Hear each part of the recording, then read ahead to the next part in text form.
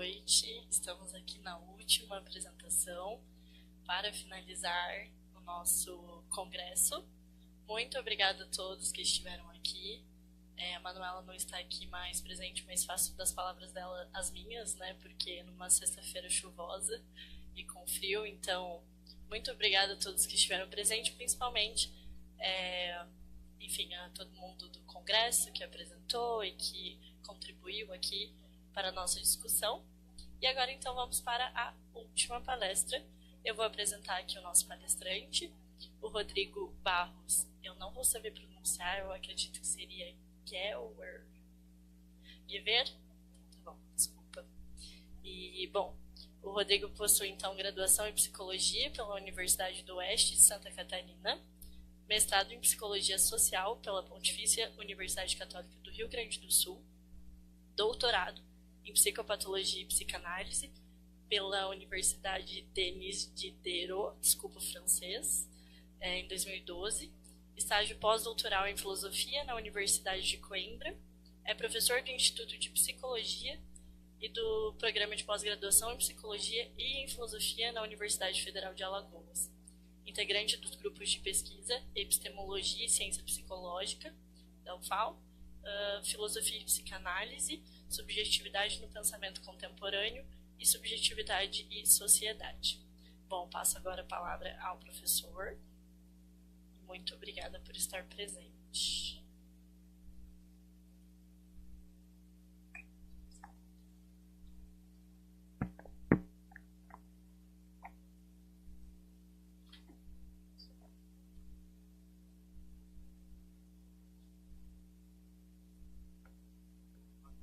Boa noite. Obrigado. Agradeço a presença de vocês aqui e também agradeço a organização do evento, pelo convite. Foi um convite bastante inusitado, mas ao mesmo tempo bem-vindo, porque quando eu li a chamada do congresso, do encontro, eu achei um tema tão instigante, tão próximo de coisas que vem me inquietando há algum tempo, que eu não hesitei em aceitar o convite, embora tenha sido assim um pouco fora do que eu estava planejando por esse momento, assim, mas veio bem a calhar e também uma oportunidade de estar em Curitiba novamente, então eu agradeço. E, bom, o texto que eu vou ler, ele tem um título um pouco críptico, né? E talvez o texto seja ele também um pouquinho críptico, né?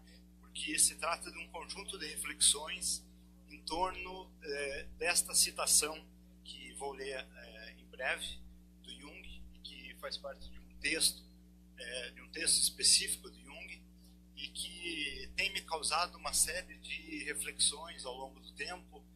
Venho lendo e relendo esse texto com bastante frequência e procurado também entender as implicações disso que ele está colocando aí. Eu não fiz um texto exatamente acadêmico, são uma série de... eu estava relendo O Caminhante e Sua Sombra, do Nietzsche, no início desse ano, e aí eu acho que eu fiquei um pouco empolgado com essa ideia de escrever em parágrafos, né? E aí eu escrevi um texto em parágrafos que talvez não se combinem exatamente um com o outro, mas eu espero que, no final das contas, a gente consiga conversar também a respeito desse tema. O título é O Inconsciente Absoluto na Diferença Psique-Soma. Então, eu tenho estudado com meus colegas de curso e também com estudantes o problema da diferença psique-soma. E assistindo a palestra de abertura do Márcio, eu achei que é um tema que entra em sintonia com o que foi proposto na abertura, Márcio. E aí também quero agradecer porque auxiliou a dar maior sustentação ao que eu estava pensando, sabe? Então vamos lá. Bom, diz o Jung, se o inconsciente pudesse ser personificado, assumiria os traços de um ser humano coletivo, à margem das características de sexo, à margem da juventude e da velhice, do nascimento e da morte, e disporia da experiência humana quase imortal de 1 a 2 milhões de anos. Este ser pairaria simplesmente acima das vicissitudes dos tempos. O presente não teria para ele nem maior nem menor significação do que um ano qualquer do 100º século antes de Cristo. Seria um sonhador de sonhos seculares e, graças à sua prodigiosa experiência, seria um oráculo incomparável de prognósticos. Ele teria vivido, com efeito, um número incalculável de vezes a vida do indivíduo, da família, das tribos e dos povos, e possuiria mais vivo e mais profundo sentimento do ritmo do devir, da plenitude e do declínio das coisas. O texto em que Jung desenvolve esta imagem do inconsciente, de 1931, tem por título O Problema Fundamental da Psicologia Contemporânea, o qual pode ser resumido na ideia de uma psicologia sem alma, que teria sido construída gradativamente no pensamento ocidental já desde a Reforma Protestante. Com efeito, juntamente com as grandes viagens, o que Jung denomina como a catástrofe espiritual da Reforma teria promovido uma mudança radical nos rumos do elan humano para o conhecimento.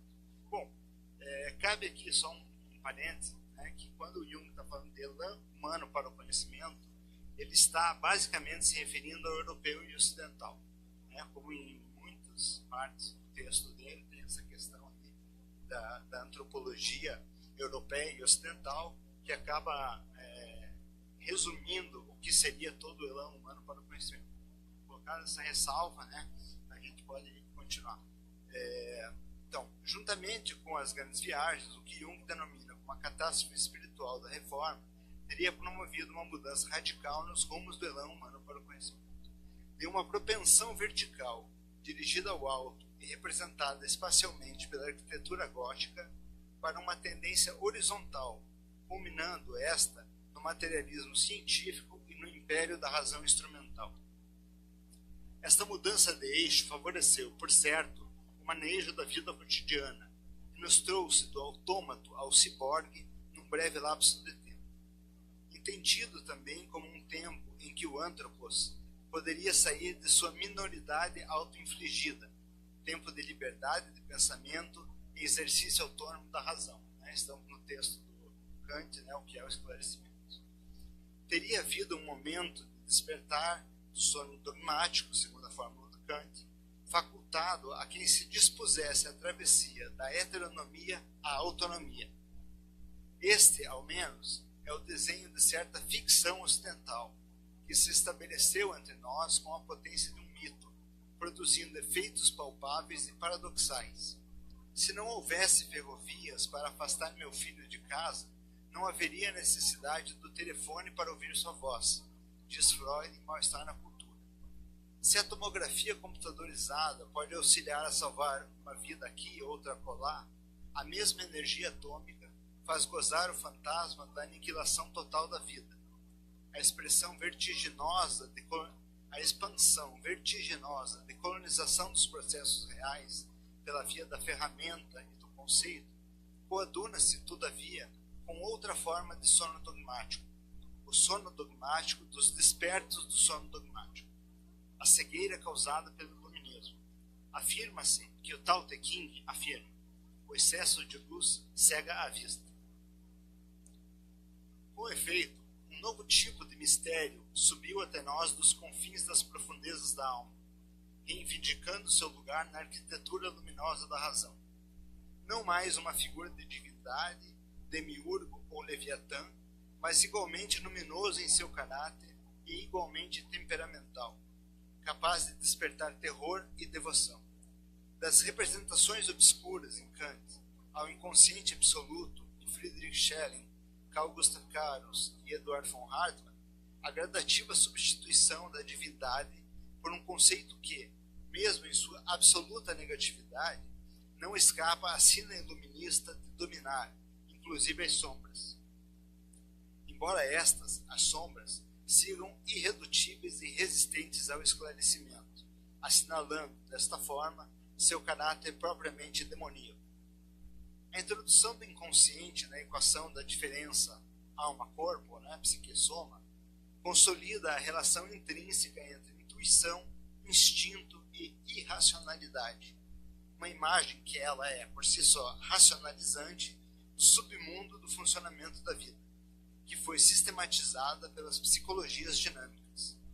O irracional, em Jung, por exemplo, não é o negativo da razão, mas sim uma franja menos dócil da experiência, o refúgio dos antigos deuses e, ademais, um conceito racional para aquilo que escaparia ao controle da razão.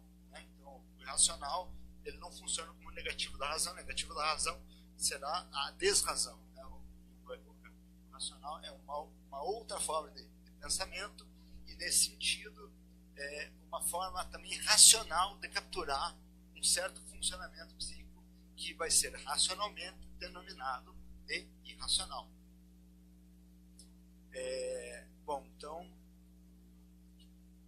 O racional não é o negativo da razão, mas sim uma franja menos dócil da experiência, o refúgio dos antigos deuses e, ademais, um conceito racional para aquilo que escaparia ao controle da razão, tais como as ações governadas pelo instinto e pela intuição. Nesse sentido, irracional e desrazão, como estava dizendo, são dois destinos diferentes para uma mesma vertigem, qual seja o fato de que a plena explicação racional de qualquer coisa é da ordem da utopia, ou até mesmo do delírio. Aqui se poderia pensar na relação entre melancolia e geometria, estabelecida pelas medicinas antiga e medieval, que associavam à melancolia uma obsessão por contar, medir, geometrizar, um elan totalizante que tem como contrapartida a tristeza profunda. Aqui se poderia ainda invocar Deus ou a alma por remeterem ambos a dinâmicas que resistem à direção racional. O mesmo se pode dizer do inconsciente. No mundo onde Deus não é mais possível como justificativo para a invenção do dia a dia, é preciso reinventar a potência criativa, uma vez que não se pode negar a absurda realidade da produção incessante de vida, da persistência quase indecente de perpetuação do animado. E Kant, embora se tenha libertado dos monstros produzidos pelo sono da razão, e ainda que não tivesse medo do escuro, essa é uma anedota, que o Tomás de Kempis fala, que o Kant dormia no breu absoluto. E ainda que não tivesse medo do escuro, tinha, por outro lado, medo do que hoje chamamos inconsciente, talvez antecipando que este se tornaria uma espécie de demônio no encalço da razão soberana.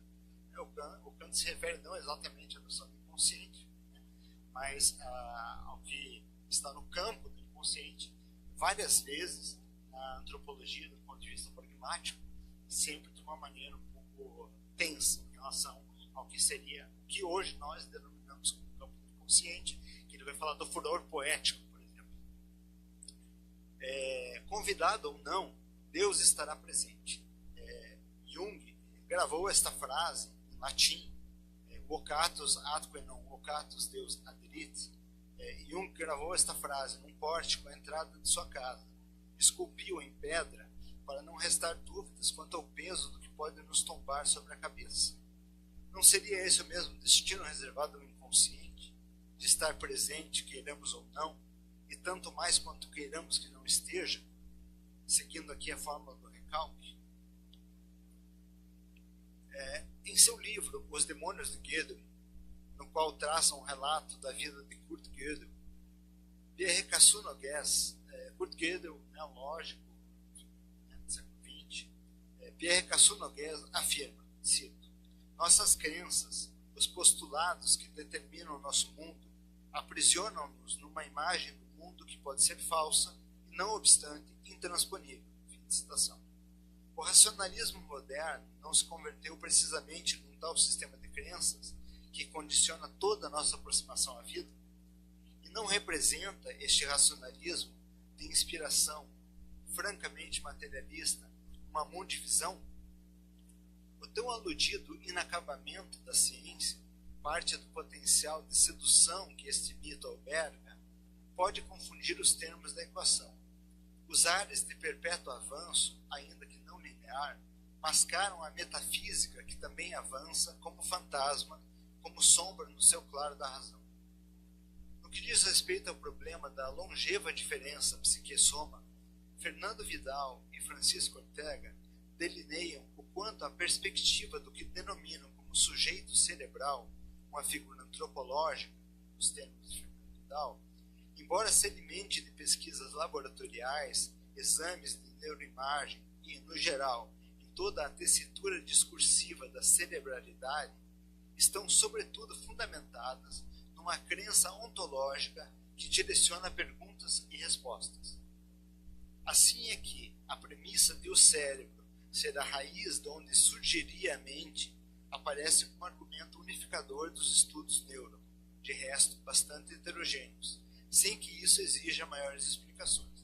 Isso aparece nas discussões e meio que inadvertidamente a gente nem se dá conta de que isso também é uma construção ontológica. Shi-Hui Han e Georg Norhoff, dois pesquisadores da área de neuroimagem transcultural, afirmam a este respeito, cito, um mistério fascinante que os seres humanos encaram é como o cérebro deu origem à mente. Fim de citação. Ora, o mistério fascinante e tremendo a um só tempo está no próprio fato de que o pensamento exista e de que algo como psique tenha sido alguma vez nomeado, indicando aí uma franja da experiência vivida que se tornou fonte inesgotável de problemas e sistemas de pensamento. A psicologia sem alma, denunciada por Jung, é parte desse complexo afetivo que gerou um intrincado emaranhado de argumentos para nos fazer crer que a diferença psique-soma teria sido superada, abrindo espaço para reduzir a vida à materialidade do orgânico. Jean-Pierre Changeux ilustra bem esta figura do espírito do tempo. Cito: as possibilidades combinatórias ligadas ao número e à diversidade das conexões do cérebro humano, parecem efetivamente suficientes para dar conta das capacidades humanas. A clivagem entre atividades mentais e neuronais não se justifica. Doravante, de que serve falar em mente? Pergunta por Jean-Pierre Changeux, em fim de citação. Depois ele vai rever um pouco essa questão, porque isso é domínio neuronal, né, o rural dele, depois ele vai rever modularmente isso, mas não a questão de fundo. Vidal e Ortega, mas também Stanislas Dehaene, mostram, a partir de diferentes posições no espectro da reflexão científica, que este impasse não está de forma alguma resolvido e que é opaca a fronteira entre demonstrações experimentais rigorosas e um protocolo de intenções mobilizadas pelo espírito positivo. Este, sim, jamais superado, mesmo com as críticas à filosofia positiva e ao positivismo. O que se delineia neste cenário do problema fundamental da psicologia contemporânea é o esvaziamento de certa imagem da alma em favor de uma outra imagem, esta de um órgão específico do corpo, o cérebro, que, neste nível ontológico, não pode deixar de ser revestido, ele também, de uma aura de mistério. Motivo esse, mistério, mistério, que já foi utilizado para os deuses e para o inconsciente, e agora é utilizado para o cérebro. O cérebro guardaria um mistério por conta dessa origem suposta do pensamento. Todos estes são significantes carregados de potência simbólica e de força persuasiva. Que o cérebro se tenha tornado este avatar da verdade do sujeito é algo que nos fala não somente de avanços técnicos, mas também de novos arranjos para as paixões da alma, quiçá mesmo novas formas de crença. Cassu Nogués afirma ainda, cito, no limite não seríamos todos loucos, de forma implícita, sem nos darmos conta de tal estado, ou mesmo reprimindo esta loucura sobre o manto de um espírito do tempo vagamente materialista? Fim de citação. O espírito do tempo, por sua vez, possui um caráter ambíguo, de conjunto normativo e atitude inconsciente. O estar louco, a que Cassu Nogués se refere, diz respeito não só ao hiperracionalismo e às especulações metafísicas de Gödel, as quais Gödel manteve cuidadosamente escondidas, justamente por medo de que o tomassem por louco, mas também ao conjunto formado por paranoia, hipocondria e, sobretudo, crença em fantasmas, anjos, demônios, para Castronoguês, estes seriam sinais inequívocos de loucura, notadamente no tempo e contexto em que vivera quem ele denomina o Castronoguês como o maior lógico desde os tempos de Aristóteles. Então, assim, Gödel, né, colocado nesse lugar grande, lógico, mas que ao mesmo tempo teria no fundo aí uma loucura, e essa loucura estaria representada pelo fato dele crer. Então, aí cito o Gödel. Gödel pensa que sua filosofia é contrária ao espírito do tempo. Cito Gödel: eu sou prudente e não torno pública senão as partes de minha filosofia menos susceptíveis a controvérsias. Fim de citação. Aí me lembrei do que Márcio colocou na fala de abertura dele, né, tanto Wundt quanto Fechner, eles tinham uma dimensão também filosófica de reflexão para além da psicologia científica, experimental e tal, né? E aí o Gödel, embora aqui numa outra categoria, porque, enfim, o Gödel foi internado em dado momento, isso a rigor não quer dizer grande coisa, mas, enfim, é tido como louco em algum sentido. Mas ele também tinha todo um substrato de investigação metafísica para além das investigações de lógica pelas quais ele ficou mais conhecido. De um ponto de vista mais abrangente, o estar louco aqui seria deixar vazar o espiritualismo latente nas veias do espírito positivo, este que é senhor de si e de suas razões, este que acredita estar imune à metafísica. O monismo materialista seria apenas a cena final do hiperracionalismo coletivo, que ganhou força num progressivo esvaziamento de nossa capacidade de lidar com a realidade da alma, seja lá como queiramos denominar este objeto de incessante perplexidade, tão inapreensível quanto polissêmico, que se presta a toda sorte de capturas, da metafísica clássica à metafísica inconsciente de si mesma da ciência moderna. A equivalência entre alma, mente, cérebro, operada pela moderna neurociência, não é ela mesma também uma forma de fé? Não é ela a expressão desta metafísica da materialidade que enxergamos como um dado da realidade isento da necessidade de explicação? A obviedade mesma que parece transpirar desta equivalência, alma, mente e cérebro, só ganha tal caráter de obviedade por via de um processo de naturalização, capitaneado pela premissa de que o fundamento material seria a realidade última das coisas, e aquilo que garantiria a genealogia definitiva de um conceito. Ora, isso é indemonstrável. Um emaranhado de linhas, vão dizer que o orgânico é o substrato do psíquico, isso é indemonstrável. Como a gente ouviu agora há pouco, isso é indemonstrável. Um emaranhado de linhas de força e de fuga se enlaçam e escapam umas das outras, gerando a tessitura sutil, mas poderosa, de uma mundivisão avassaladora, quiçá mesmo fanaticamente racional. No entanto, prossegue Jung, cito: não há considerações racionais capazes de provar ou negar tanto a existência do espírito, Geist, quanto a da matéria, matéria. Fim de citação. Embora sejamos mobilizados pelos horizontes que usamos denominar de espiritual, material, enquanto forma de sistematizar nossa experiência, isso não é suficiente para provar ou negar a existência do que seriam suas intensidades substanciais ou ontológicas, o espírito e a matéria, os dois pontos de estofo, que é o espiritual e o material. Então, assim, a gente fala de espiritual, fala de material, fala de psíquico, fala de somático, e o ponto de estofo substancial disso seria o espírito e a matéria. Esses dois polos ontológicos aí. E que o Jung diz que não é possível nem provar nem negar a existência de um nem de outro.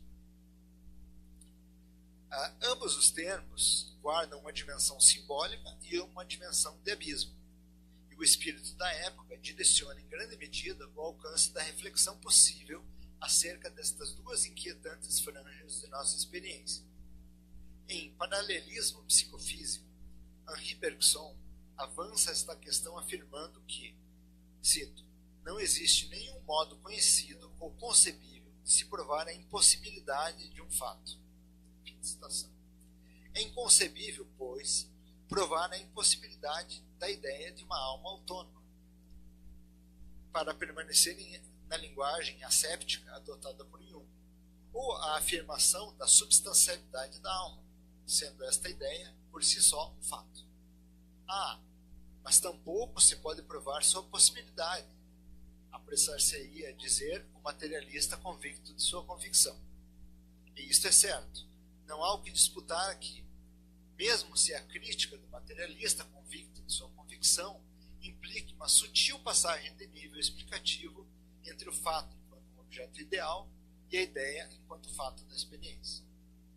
Mas, e daí? Este lembrete do materialista convicto de sua convicção não é apenas um alerta contra os abusos do antigo espiritualismo, que se contentava em afirmar a irredutibilidade do espírito à matéria, como pondera Bergson. Não, este lembrete traz consigo um Deus absconditus, um Deus escondido, na forma da razão onipotente, uma esperança de que o átomo de carbono poderá explicar, algum dia, inclusive a esperança, e também um protocolo de pesquisa da vida, um programa político. Porque ninguém sai ileso da cela da consciência, advertia Nietzsche, e a incerteza diante da vastidão do mundo é frequentemente suprida por algum sedutor complemento de sentido, tentativa de barganhar o silêncio do real. Para conforto do materialista convicto de sua convicção, em geral se atribui ao espiritualismo, antigo ou novo, este lugar algo infantil de inventar deuses para livre da angústia, que é basicamente o argumento de Freud na questão de uma Weltanschauung. Ora, isso é desconsiderar que por trás de toda convicção há uma paixão, e que a paixão, como se usa dizer, é cega. Eu estou ali.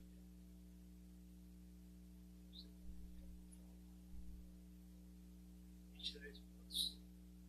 Então tem mais um pouquinho, né? Um exercício de hermenêutica marginal. Não há como provar que o espírito, alma, eu, consciência, pensamento, surja do cérebro, embora seja esta a cenoura plantada na frente do nariz da neurociência. Logo, não se pode demonstrar tampouco que o espírito emerja da matéria.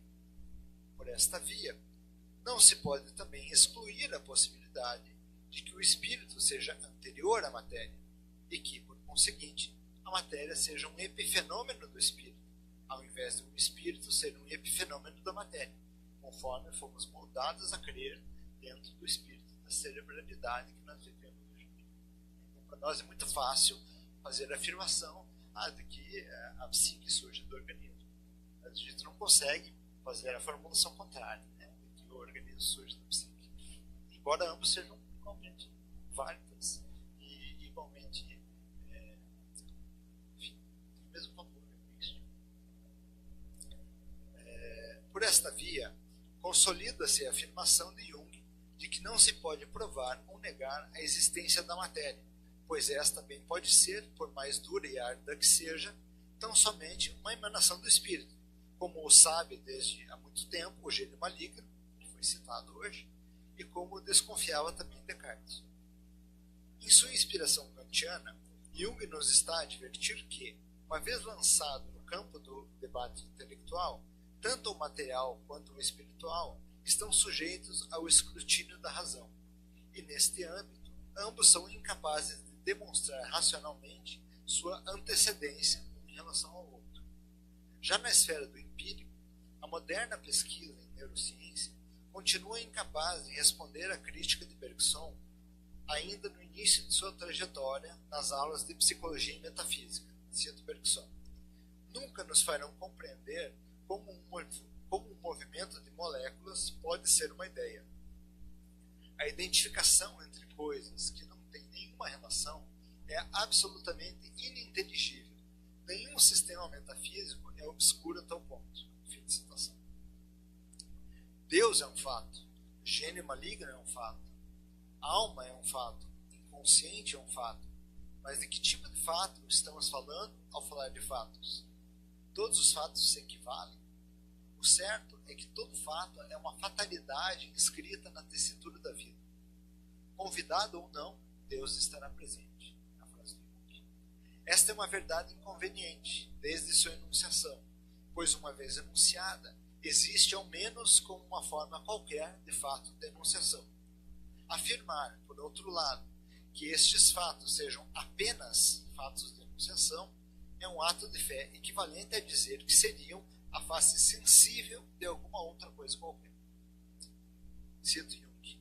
Se houvesse, por exemplo, uma crença geral de que em certo período de sua história o rio Reno tivesse corrido da foz para a nascente, tratar-se-ia de uma crença que é um fato em si, embora a sua formulação no sentido físico deva ser considerada como simplesmente inadmissível. Uma crença como esta constitui uma realidade psíquica de que não se pode duvidar e que também não precisa ser demonstrada. Fim de citação. Pode-se dizer que uma crença também é um fato e que por isso mesmo não se pode provar sua impossibilidade enquanto um fato de crença. É bastante evidente que aceitar a existência de uma tal crença não implica assumir que o rio tenha efetivamente corrido da foz para a nascente, e que isso torna o problema menos interessante do ponto de vista da materialidade.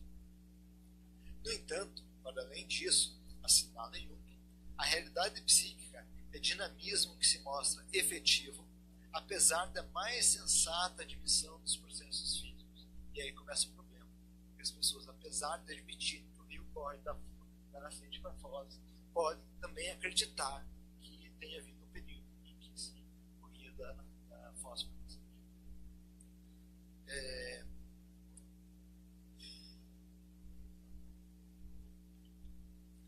No entanto, para além disso, assinala Jung, a realidade psíquica é dinamismo que se mostra efetivo, apesar da mais sensata admissão dos processos físicos. Qual seria, então, o estatuto disso que Jung denomina o fato de alma? Em suas variadas caricaturas, nomeia-se este fato como pensamento, imaginação, fantasia, desejo, melancolia, sofrimento, potência criativa. Todos esses fatos de linguagem e também alegoria.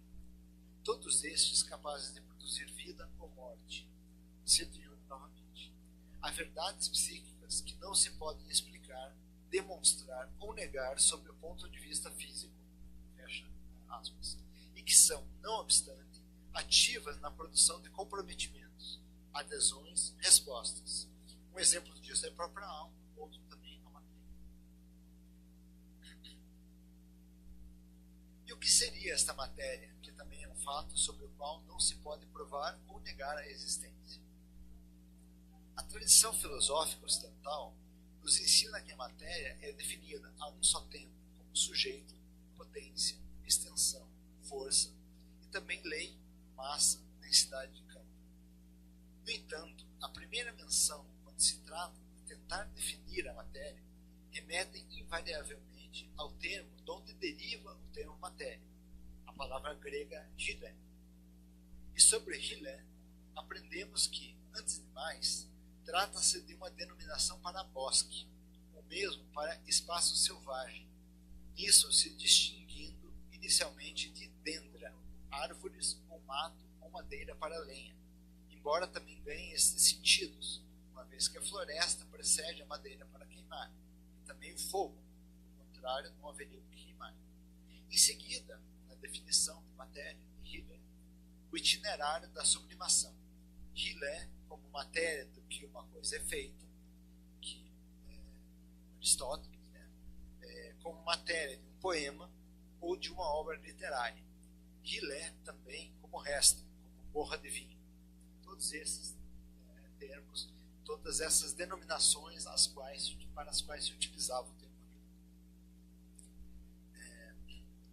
Esse princípio de receptividade, desde cedo, já pressupõe a vida e, por conseguinte, ânimo para seguir produzindo vida, uma vez que nos trouxe da noite dos tempos até aqui.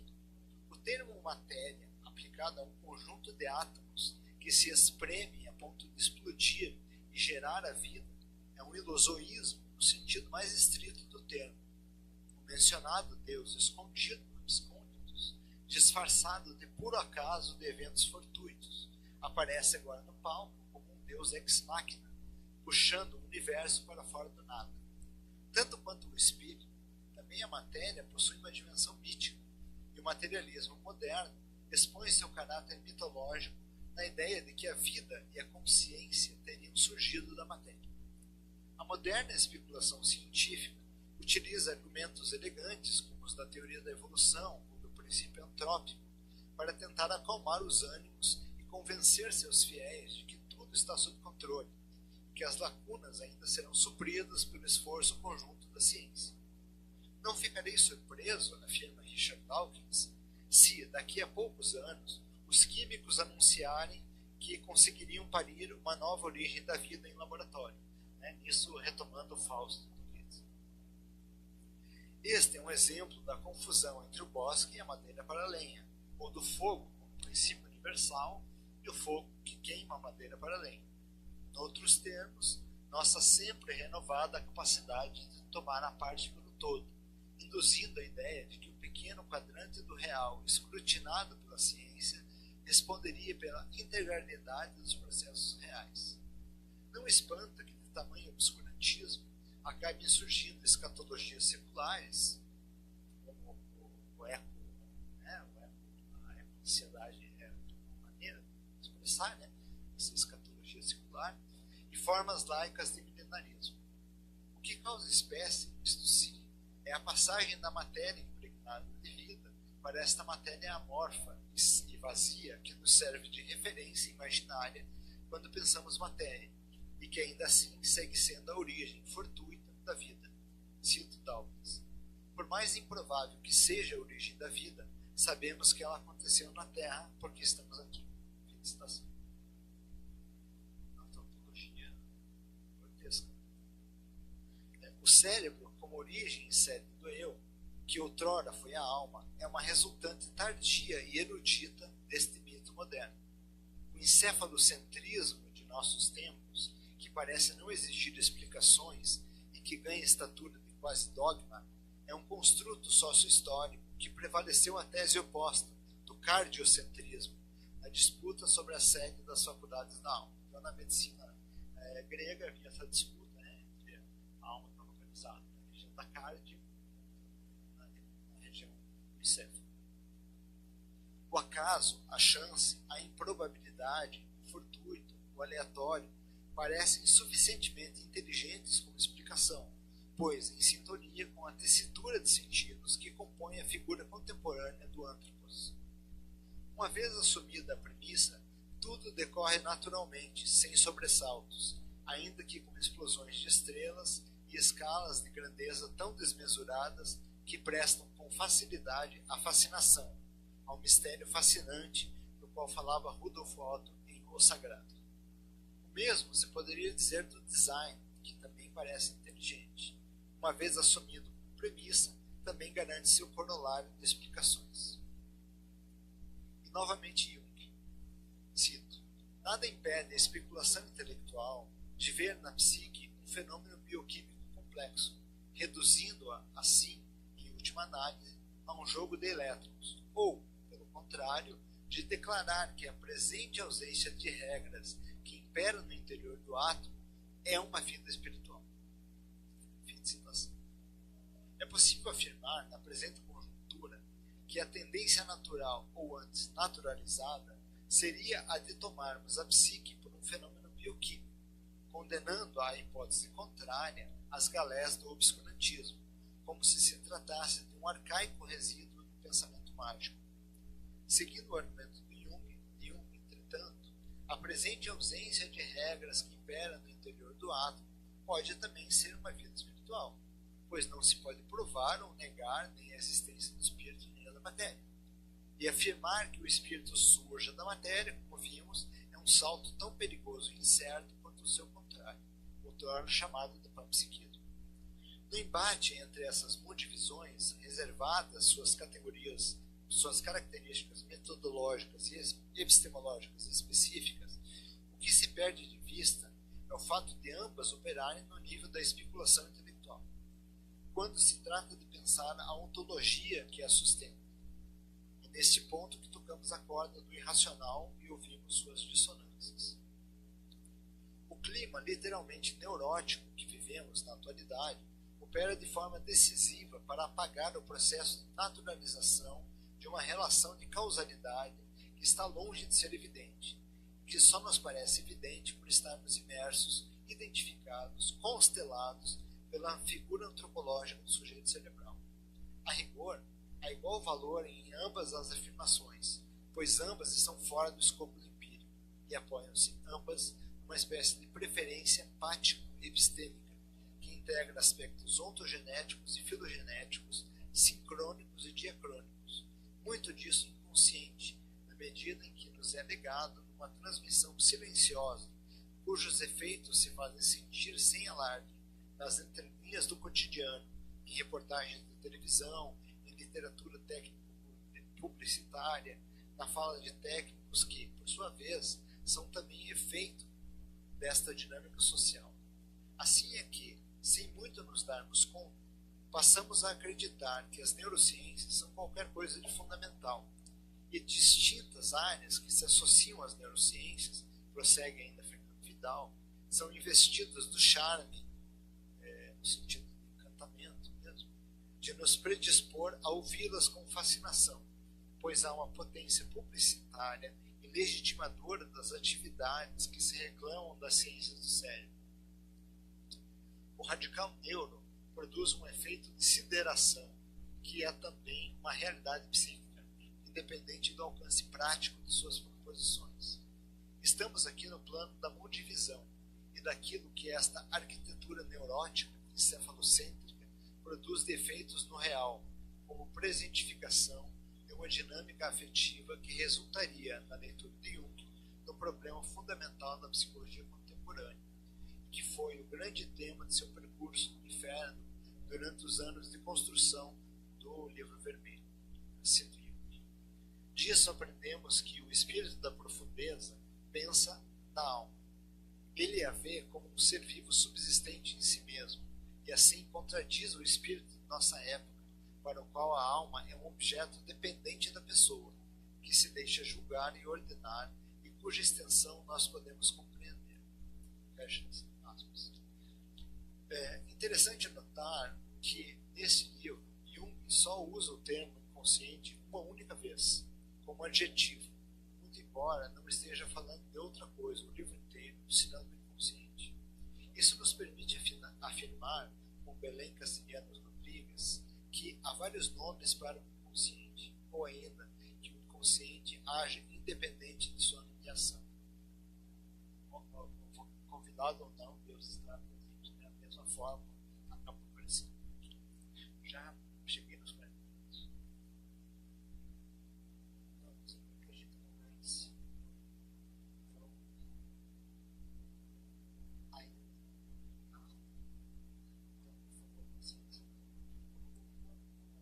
Aqui retornamos ao início, que o inconsciente que inconsciente é este que se associa ao espírito da profundeza, paira sobre as vicissitudes do tempo e realiza um princípio autônomo que se usa chamar de alma. Enquanto figuração do antropos, esta imagem do inconsciente nos remete a um ser humano cujas potencialidades são elevadas a um limite difuso, opaco, entre a spec eternitatis e a spec durationis, né? Entre a perspectiva da eternidade e a perspectiva da duração. Spinoza e Bergson. O passo entre uma e outra borda, embora possa ser intransponível absoluto, também traz em si a marca de uma estranha vizinhança, como se tratasse de dois olhares para o mesmo abismo. E toda a atribuição de onipotência, bem como de onisciência, onipresença divinas, não estariam marcadas desde sua origem por uma superestimação do humano? Enquanto personificação, não teríamos muita dificuldade em atribuir esta descrição do inconsciente também à divindade, tal qual figurado nas religiões do livro. A este propósito, são abundantes na obra de Jung as mútuas referências entre Deus, inconsciente, self, alma, não apenas no sentido de apontar semelhanças dinâmicas entre esses conceitos limite, mas também sua confluência no absoluto. Deus é a esfera inteligível cujo centro está em toda parte e a circunferência em nenhum lugar. Esta é a fórmula do São Boaventura. Sobre o conceito de self, Marie-Louise von Franz afirma: o self é a um só tempo o núcleo e a esfera inteira. E a gente vê que há uma relação bastante direta na forma de definir. E para mim esse que é o grande problema, né, na questão da diferença psique-soma. O consciente é essa forma do consciente. O consciente absoluto acaba ocupando o lugar de uma divindade laica. O círculo, por sua vez, e não somente na tradição cristã, é a apresentação da eternidade. O atributo da eternidade, diz Jung ainda, é um testemunho do inconsciente, não uma hipóstase, donde a dificuldade em saber se a divindade e o inconsciente constituem duas grandezas diferentes.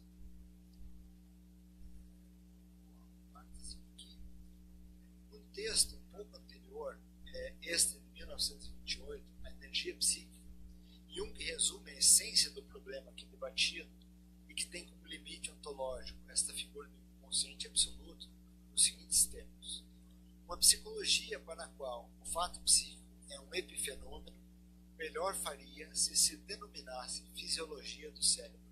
Fecha aspas. A dependência causal do fato psíquico ao fato físico, corolário do epifenomenalismo do século XIX e suas variações contemporâneas, emergentismo, superveniência, embora não seja demonstrada ou demonstrável, ganhou, como vimos, estatuto de quase dogma no pensamento ocidental.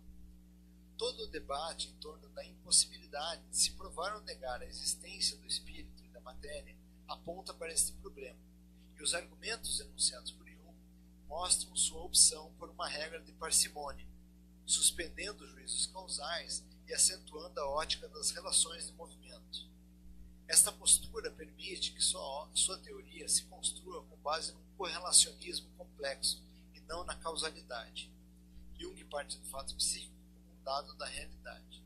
Sua origem é menos importante que seus efeitos na vida prática, e esses efeitos são apreensíveis num amplo espectro, que vai dos mitos à ciência, das pequenas misérias de cada qual aos fenômenos de massa. Jamais devemos perder de vista, prossegue Jung, que, por mais bela que seja a concordância dos fatos com nossos conceitos, nossos princípios de explicação, mais não são do que pontos de vista, isto é, manifestações de nossas disposições psicológicas e das condições a priorísticas do pensamento.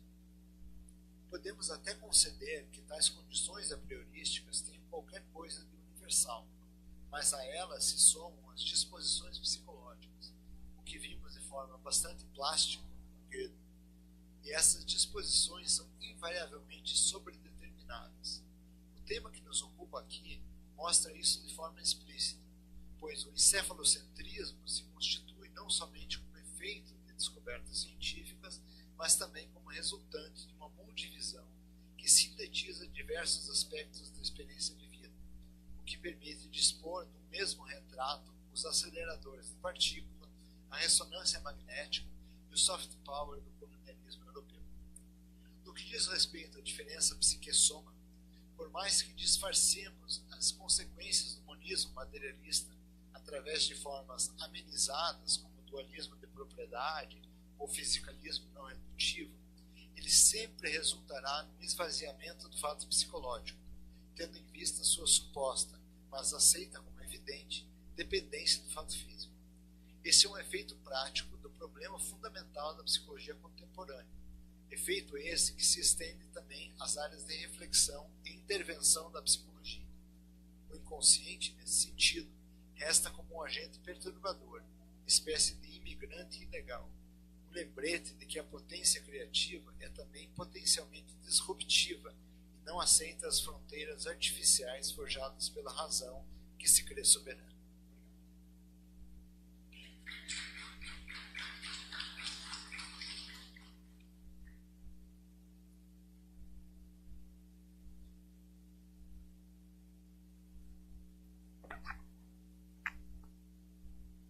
Muito obrigada, professor, por essa rica contribuição.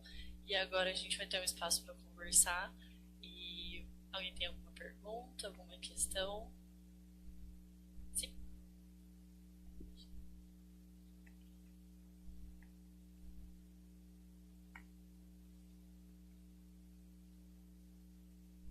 Eu queria agradecer a exposição, foi fantástico. Realmente achei de uma profundidade ímpar. E eu gostaria de dizer que me remeteu a algo que eu estava lendo recentemente, o Noite Escura, do São João da Cruz, em que ele narra um caminho que, em uma noite escura, não vou saber citar, mas em uma noite escura, em que nenhuma luz ilumina nada, ainda ele caminha seguindo uma luz que vem de dentro. Seria uma espécie de, poderia dizer, Deus que está lá dentro sem ser convidado, ou algo do gênero. E eu sigo no sentido de perguntar, ou ao menos comentar, algo que me lembrou de, novamente, uma leitura recente que eu tenho feito de Deleuze, o qual diz que a associação seria... Eu estava em dúvida da frase, sorte minha que eu mandei para um... Eu separei aqui para um...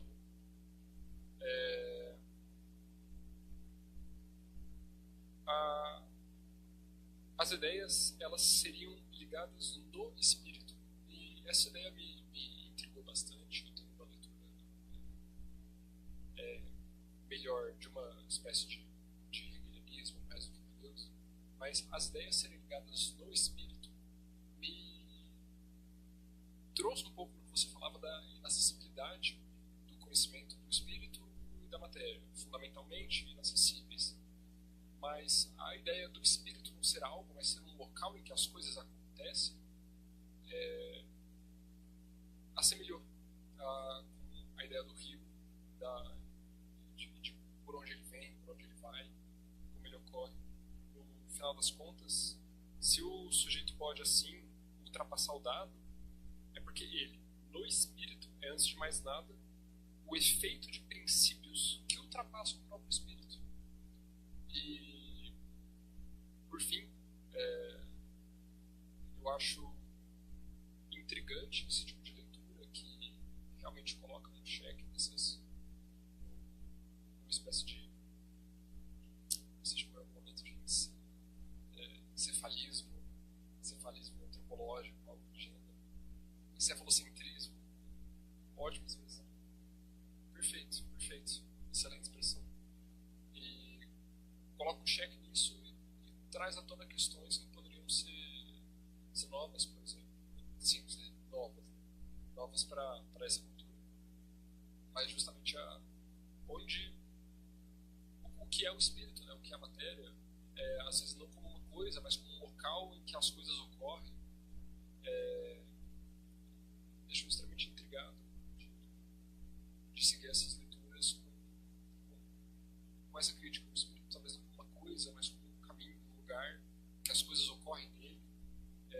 Gostaria de fazer uma pergunta meio aberta, se em relação a esse tipo de coisa, em relação ao espírito, à matéria, não como algo, mas como um local em que os seus pressupostos já ultrapassam a si mesmo, o sujeito na matéria como alguma coisa que ultrapassa a própria matéria, mas a própria matéria, tendo o sujeito também, já tem algum princípio que ultrapassa ela.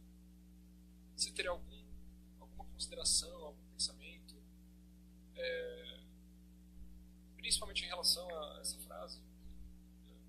Releio: se o espírito pode assim ultrapassar o dado, é porque ele é no espírito o efeito de princípios que ultrapassam o espírito. Você teria alguma consideração? Porque a frase não parava de vir quando você falava. Acho significativo. Muito obrigado.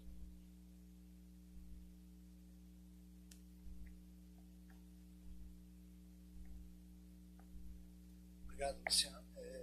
Veja, o que eu estou procurando fazer aqui, e é algo que vem me acompanhando há algum tempo, assim, talvez seja uma lógica dos extremos. Assim. forçar o argumento até o extremo para ver o que sobra daquilo que a gente tem como colocado. Porque eu acho que para a gente chegar numa releitura do que seja o psíquico, eu acho que o que significa admitir a autonomia do psíquico? Porque me parece que quando a gente fala em autonomia do psíquico, isso está muito esvaziado na medida em que, em última instância, por um contexto sócio-histórico, essa autonomia do espírito ela vai acabar ancorada no encéfalo, né? No orgânico, no encéfalo, como quiser, no corpo. Né? Ok, foi dito agora há pouco assim, não existe psíquico sem corpo. A gente não tem como provar isso na rigor. E é disso que eu estou falando. A gente levar o argumento até o seu extremo. Que para nossa experiência psíquico e corpóreo estão ligados, para nosso ponto de vista fenomenológico, do ponto de vista fenomenológico, sim, é verdade. Agora, a afirmação anexa a essa, e que é como uma espécie de corolário disso, é o pressuposto de que, em última instância, o psíquico emerge da matéria. E isso é indemonstrável. Agora, sim, a gente está convencido disso até as entranhas. E aí, o que me parece importante para a gente poder fazer uma releitura, e talvez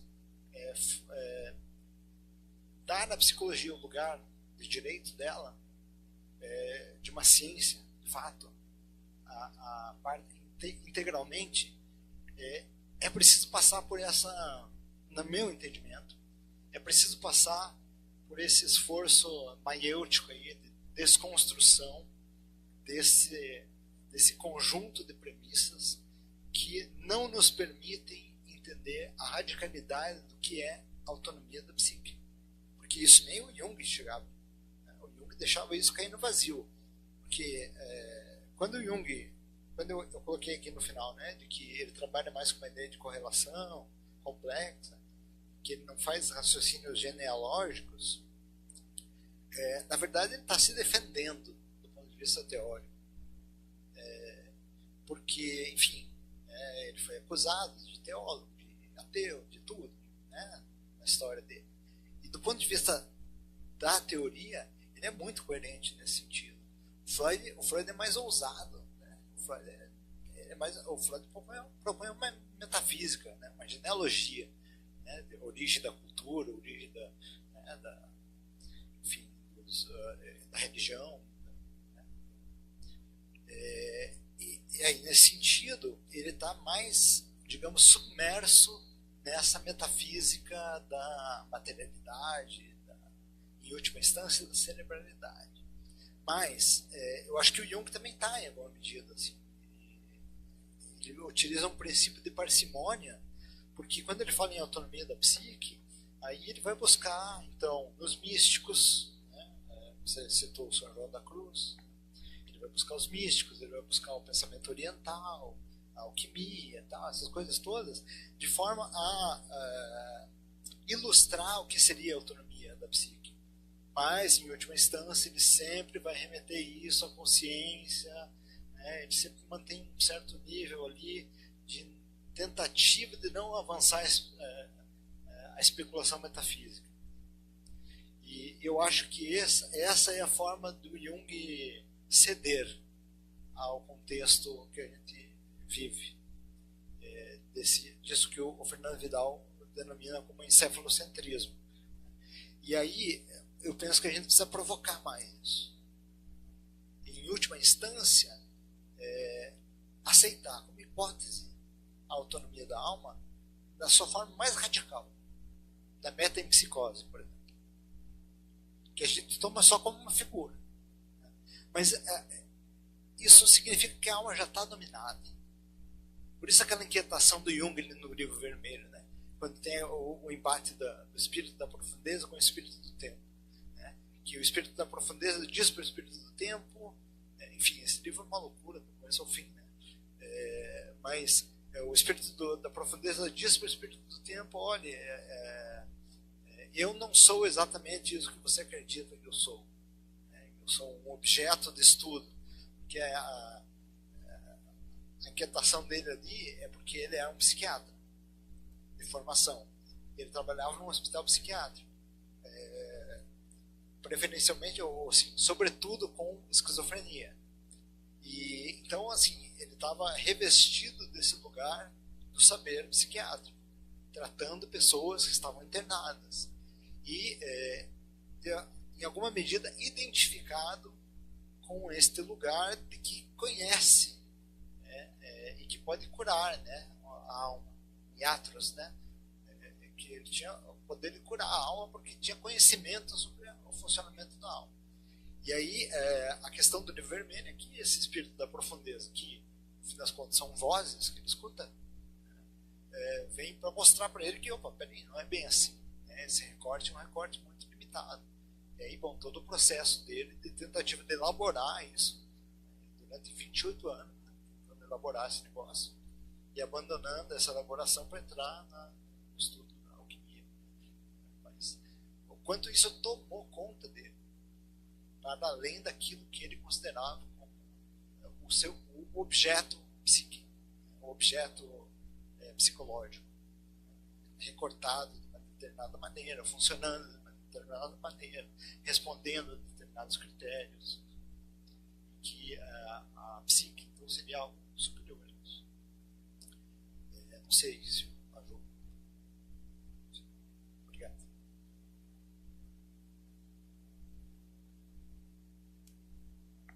Bom, mais alguma pergunta?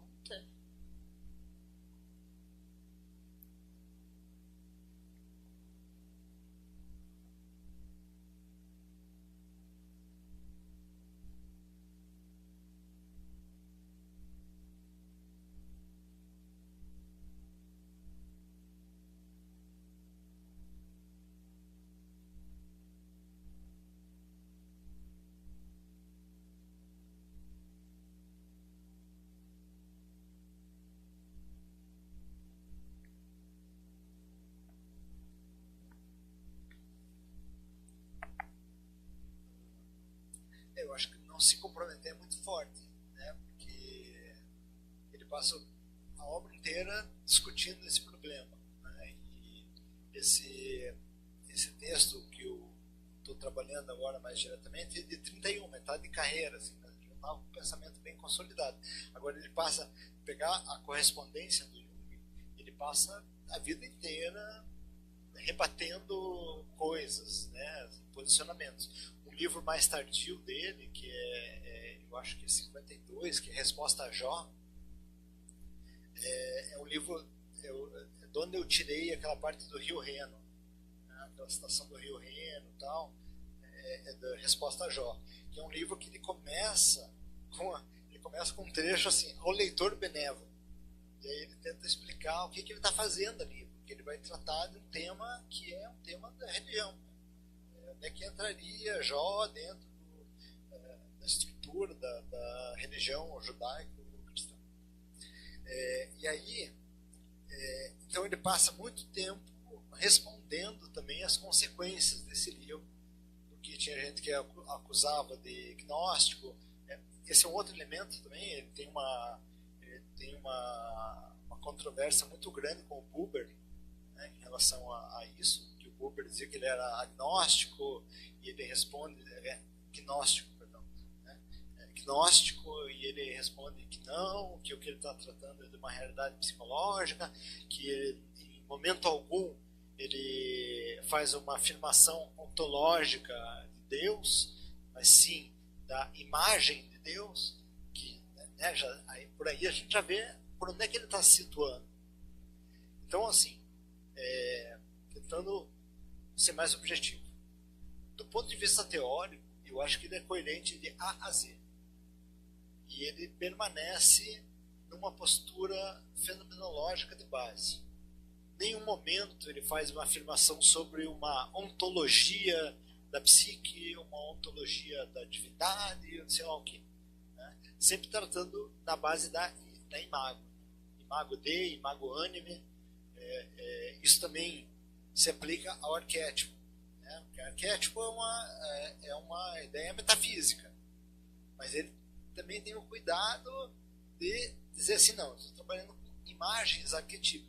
Está sempre jogando para esse campo da representação para se manter no nível fenomênico. Agora, do ponto de vista individual, pessoal, biográfico, aí eu não sei, eu acho que ele é um teísta convicto. E, portanto, assim, muito crítico a essa redução do psíquico ao material. Obrigado, professor. Mais alguma questão, algum comentário? Não? Bom, queria agradecer mais uma vez, professor. Prof. Olá, tudo bem? Enfim, primeiro eu achei muito interessante sua conferência.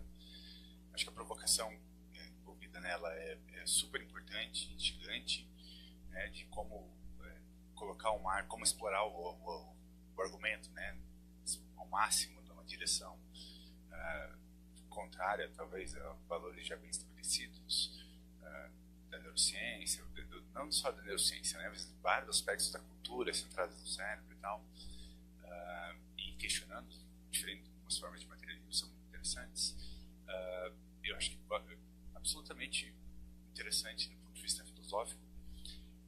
E aí eu fiquei pensando em uma dimensão possível de interpretação desse debate que diz respeito ao fim da sua conferência, que que tudo bem, a gente não tem talvez grandes demonstrações ou formas melhor de demonstrar, né, nem uma posição materialista, nem não materialista, nem qualquer dos intermediários que a gente tem, e isso é importante, precisa ser considerado.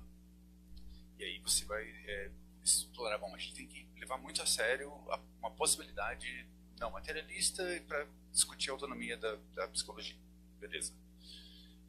E aí, ao final, você critica, inclusive, certas formas de alternativas, né, talvez um pouco mais contemporâneas, de propostas que tendem ao materialismo, como a superveniência, a mente como um evento superveniente, a matéria, enfim, mas que não são, ou pelo menos se propõem, e talvez tenham algumas versões delas que sejam de fato não reducionistas, ou seja, flertam com o materialismo, tem alguma coisa material muito importante aí, mas existem propriedades que não são redutíveis na superveniência, no seu desenvolvimento.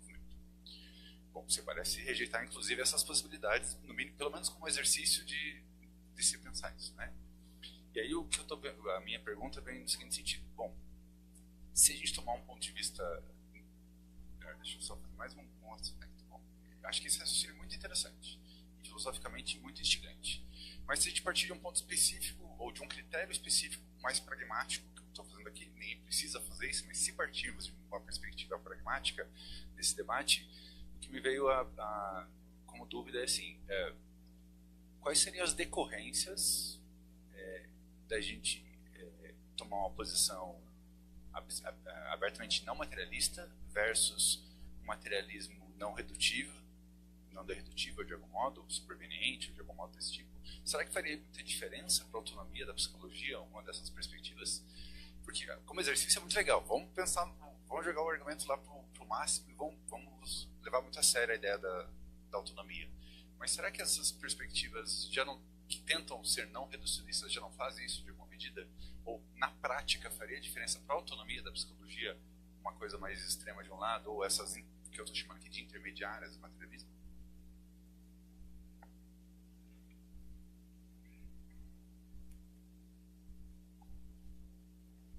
Grato pela questão. Bom, eu tenho a felicidade de trabalhar só com especulação. Então isso torna a minha vida um pouco mais fácil.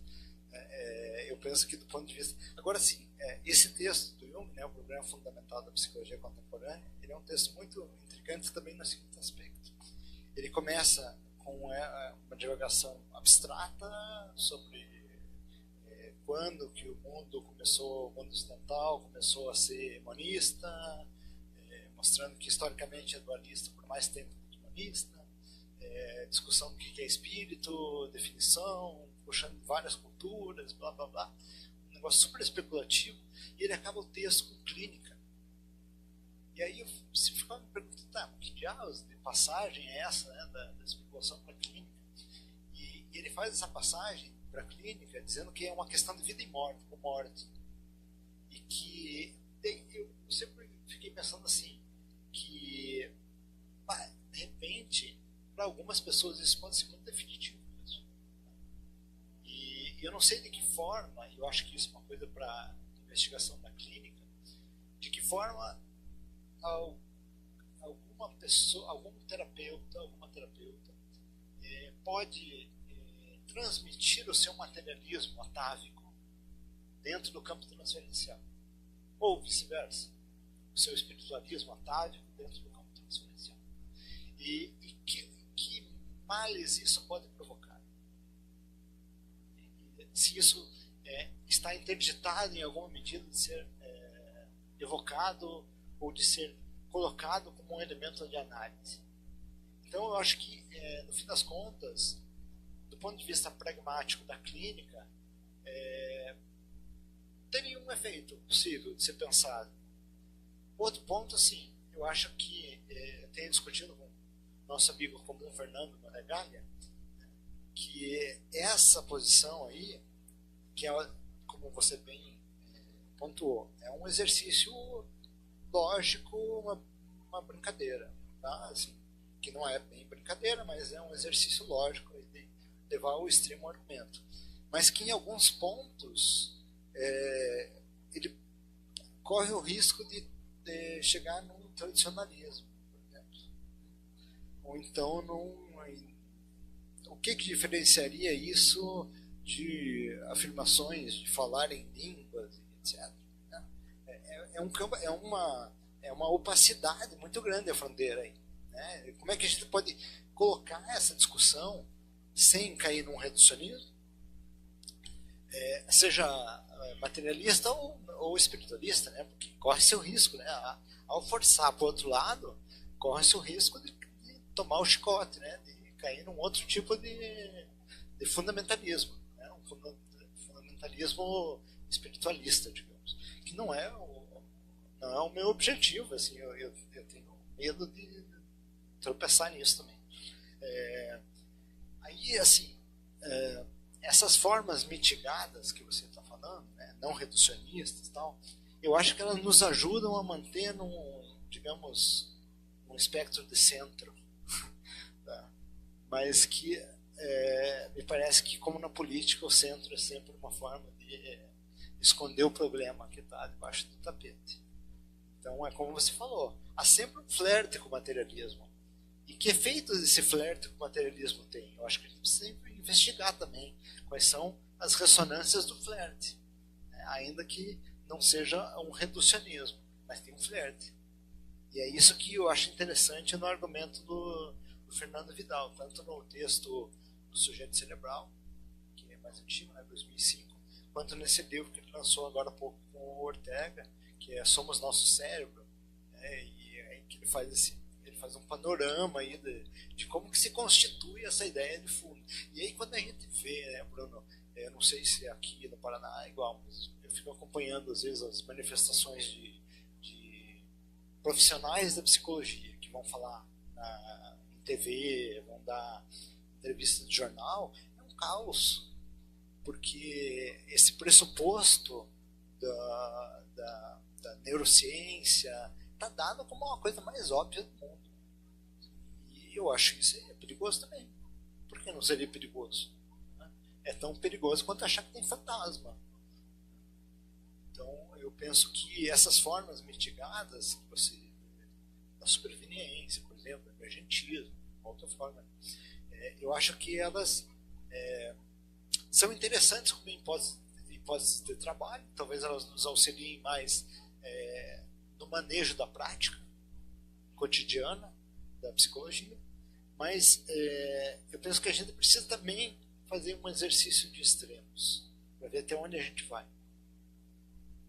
É o que eu posso. Eu acho que o que você colocou, assim, só para finalizar, é muito provocante para mim também, sabe? Eu agradeço, porque eu também preciso me colocar nesse lugar que você está colocando, assim, de me interrogar a respeito disso que você está colocando. Porque eu acho que eu só coloquei esse polo mais extremo, mas eu preciso voltar um pouco também e pensar nas transições de uma maneira mais parcimoniosa. Agradeço.